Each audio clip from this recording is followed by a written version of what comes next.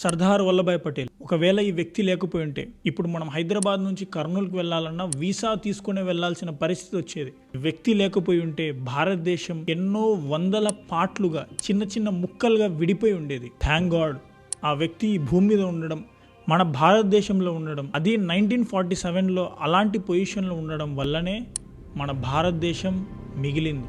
ఎందుకంటే ఇప్పుడు మీరు ఏదైతే ఇటలీ చూస్తున్నారో ఆ ఇటలీ అలా అవ్వడానికి 9 రాజ్యాల్ని కలుపుకొని ఇప్పటి ఇటలీలా తయారవ్వడానికి 23 ఏళ్ళు పట్టింది. జర్మనీకి 40 ప్రాంతాలని కలుపుకోవడానికి 9 సంవత్సరాలు పట్టింది. అయితే ఇప్పటి మన భారతదేశంగా తయారవడం కోసం 562 రీజియన్స్ని ఒకటిగా చేయడం జరిగింది.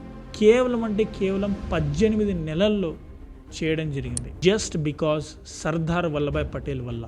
ఆ వ్యక్తి లేకపోయి ఉంటే భారతదేశం ఈ విధంగా ఉండేది కాదేమో. అయితే ఏకం చేసే ప్రక్రియ అంత ఈజీగా లేదు.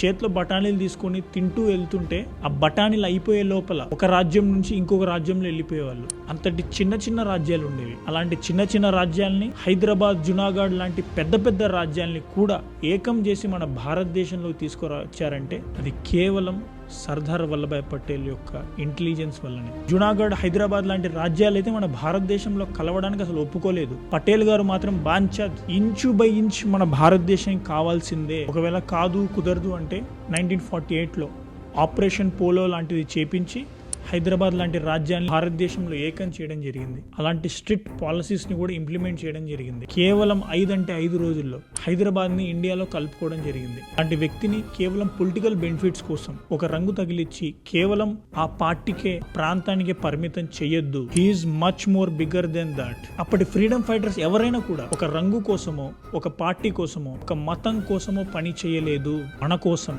మన భారతదేశం కోసం పనిచేశారు. అది మర్చిపోవద్దు.